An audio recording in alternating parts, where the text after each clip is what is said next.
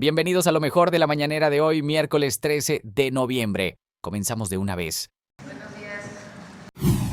Hoy tenemos noticias relacionadas con Pemex, tema que puede llegar a ser un poco tedioso, entre cifras, datos y detalles, pero aquí te traemos el resumen de la manera más breve, clara y menos engorrosa. Luz Helena González Escobar, secretaria de Energía, nos presentó detalles interesantes que todos debemos conocer.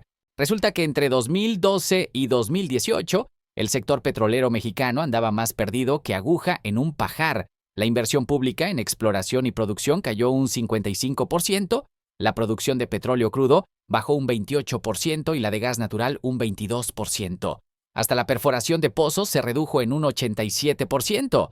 Pero eso no es todo. La producción de diésel y gasolina se desplomó en un 61% y 51% respectivamente. Y como si fuera poco, Pemex se endeudó un 129.5% en solo 10 años, convirtiéndose en la petrolera más endeudada del mundo, como para no creerlo.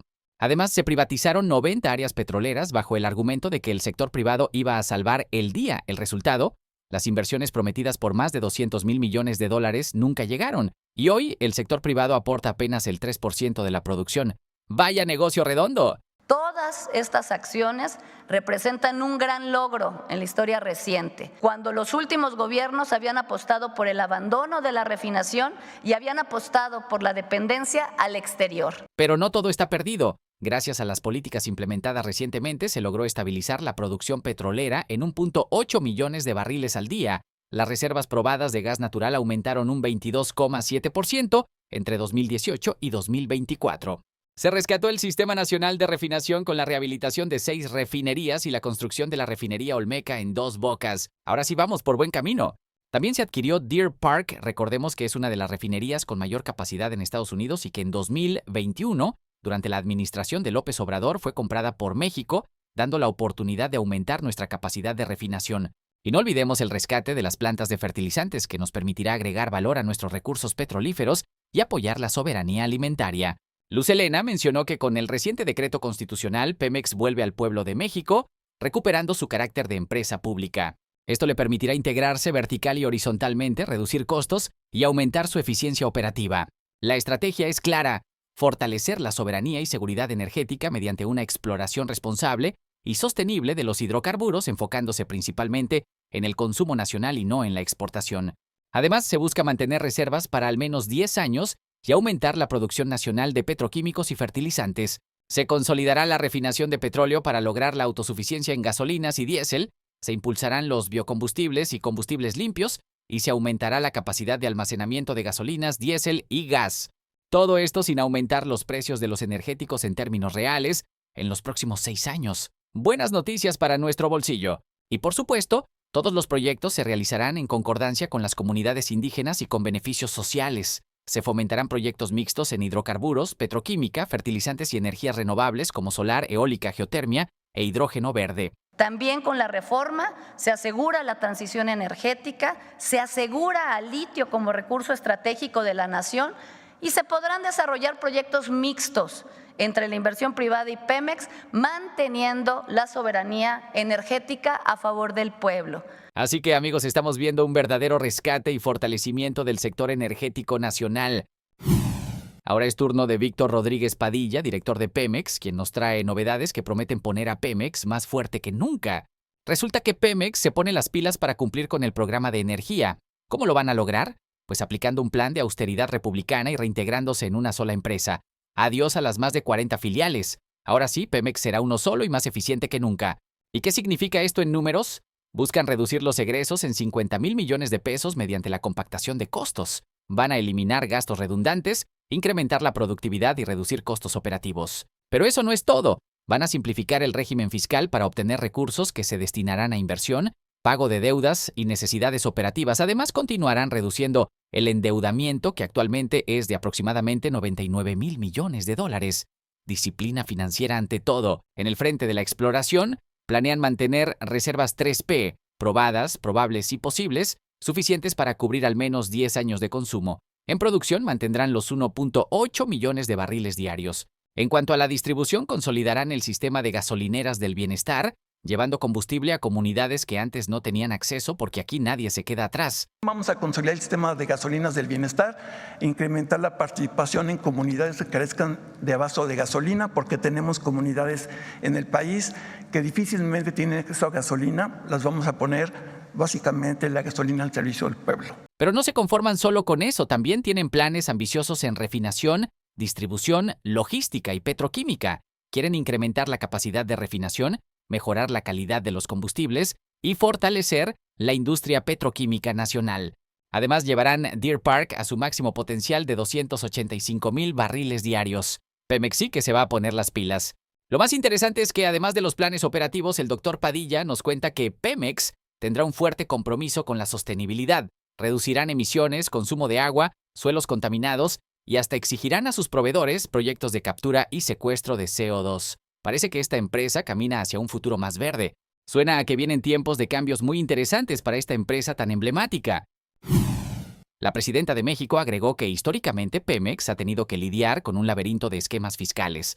Además de los impuestos habituales como ISR e IVA, también pagaba derechos como el de exploración, extracción de hidrocarburos y utilidad compartida.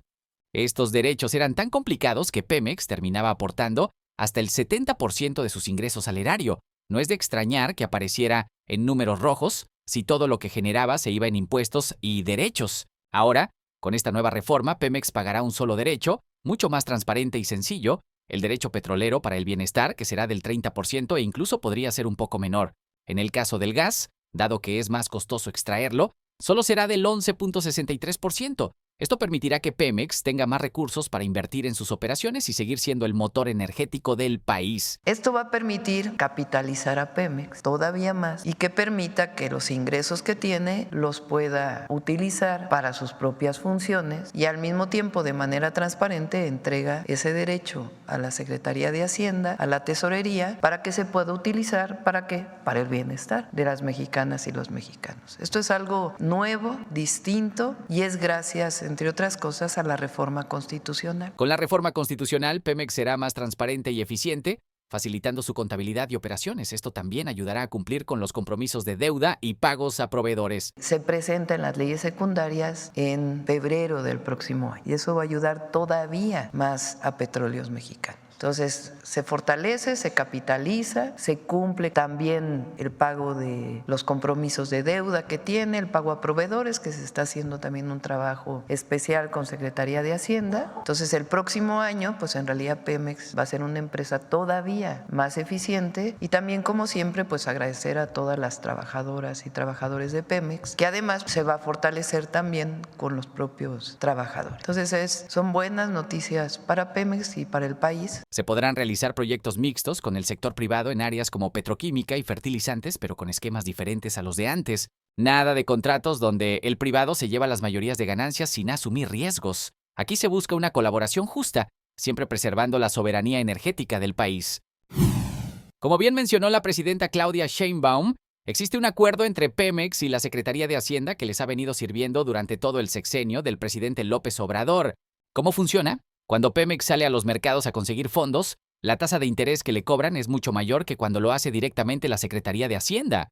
Por eso el gobierno ha optado por este arreglo tan conveniente, donde Hacienda le tiende la mano a Pemex ofreciéndole mejores condiciones crediticias. Todo esto, claro está, dentro del marco legal correspondiente. Eso no significa que Hacienda absorba la deuda de Pemex, sino sencillamente si se requiere algo de deuda adicional de corto plazo o lo que sea, se apoya con Hacienda.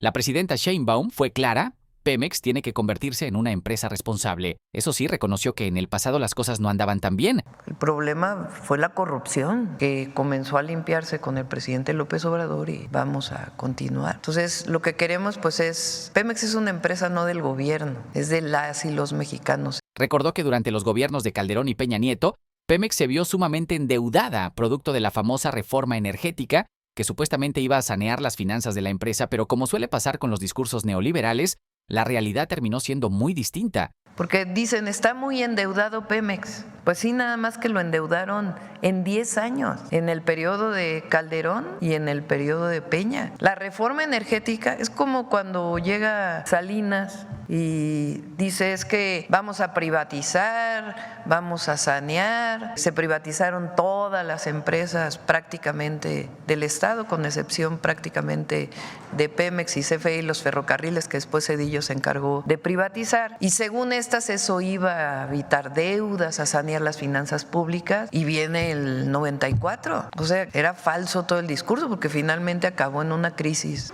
ese sexenio, o el principio del otro, porque entre ellos se echan las responsabilidades de quién fue responsable, si el que salió o el que llegó, pero al final ese periodo neoliberal de venta de las empresas del pueblo de México, pues ¿dónde quedó los recursos sanos? Y si al final en 94 hubo una crisis tremenda. La producción de petróleo y gas bajó, tuvieron que importar gasolina a lo bestia y los indicadores de Pemex se fueron a pique, hasta se llegó a hablar abiertamente de privatizarla. Recordó que el pueblo se levantó con las Adelitas en 2008 para defender a la empresa del pueblo. El periodo neoliberal fue muy dañino para Pemex, muy dañino, y para Comisión Federal de Electricidad. Con el gobierno de AMLO, las cosas cambiaron. Gracias a la reforma constitucional que revirtió parte de esa nefasta reforma energética, Pemex está recuperando sus capacidades.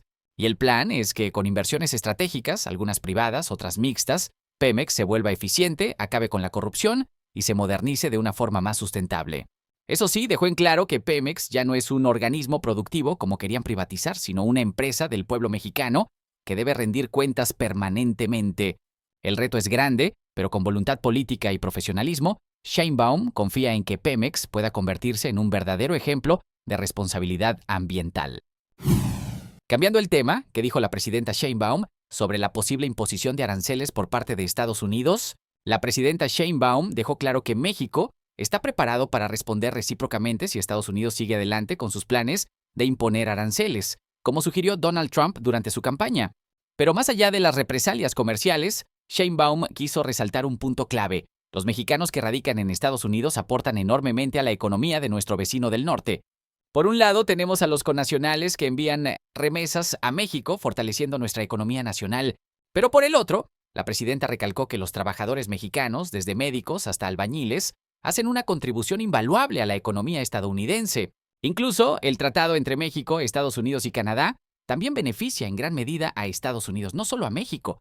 Así que, como bien dijo Sheinbaum, el gobierno mexicano está haciendo un trabajo minucioso para cuantificar y documentar todos estos aportes de los mexicanos a la economía estadounidense.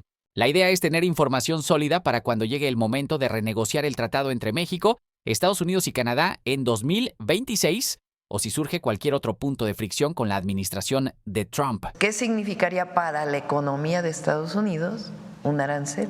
Ese trabajo lo tenemos muy avanzado, lo coordina el secretario de Economía y está trabajando también con Secretaría de Hacienda. Entonces, estos números pues son fundamentales para la revisión que se va a hacer en el 2026 del tratado, pero también para cualquier punto que vaya a poner el gobierno de Estados Unidos. En resumen, México no se quedará de brazos cruzados si Estados Unidos decide imponer aranceles, pero más allá de eso, Sheinbaum quiere dejar claro que los mexicanos que viven allá son fundamentales para el bienestar económico de nuestro vecino del norte. Ni Trump ni nadie podrá desconocer esa realidad.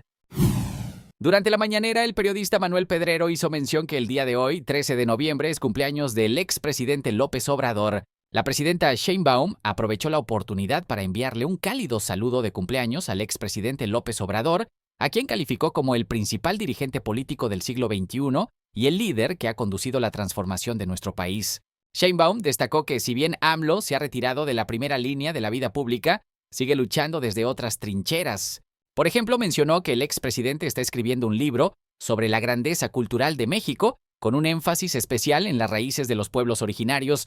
Para Sheinbaum, esta es otra forma de seguir contribuyendo a la memoria histórica y al reconocimiento de la riqueza de México. Con este gesto, la presidenta quiso dejar claro que, a pesar de los ataques y la oposición que enfrenta, AMLO sigue siendo una figura central y respetada dentro del movimiento de transformación que encabeza, y es por eso que, en nombre del pueblo de México, Sheinbaum le envió sus mejores deseos de cumpleaños. Pues esperemos que esté descansando bien. allá en su casa en Palenque. Le enviamos un feliz cumpleaños. Al final de la mañanera se le cantaron las mañanitas, un cálido saludo a un líder político que ha marcado un antes y un después en la historia reciente de nuestro país. Y desde aquí le enviamos un feliz cumpleaños lleno de cariño y reconocimiento. Y ahora, para terminar, pasemos al detector de mentiras. En el primer mes del gobierno de la presidenta Claudia Sheinbaum, quienes organizan los ejércitos de troles y bots en redes sociales han emprendido diversas campañas coordinadas de mentiras, tergiversaciones y falsas narrativas. ¿Quién paga las granjas de bots que atacan al actual gobierno desde publicaciones realizadas en México, Argentina, Estados Unidos y España, entre otros países? ¿Por qué las redes sociales no detienen los movimientos coordinados e inorgánicos en sus plataformas? ¿Por qué la mentira y los discursos de odio son permitidos en el espacio público digital? Veamos el video del detector de mentiras de esta semana.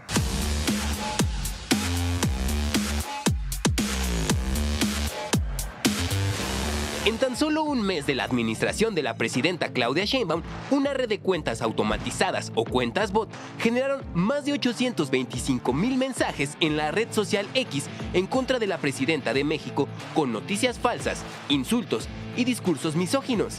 La frecuencia y cantidad de mensajes forman un patrón que demuestra su origen artificial, con un promedio de 10,000 reposteos por publicación, llegando a picos de 20,000 reposteos.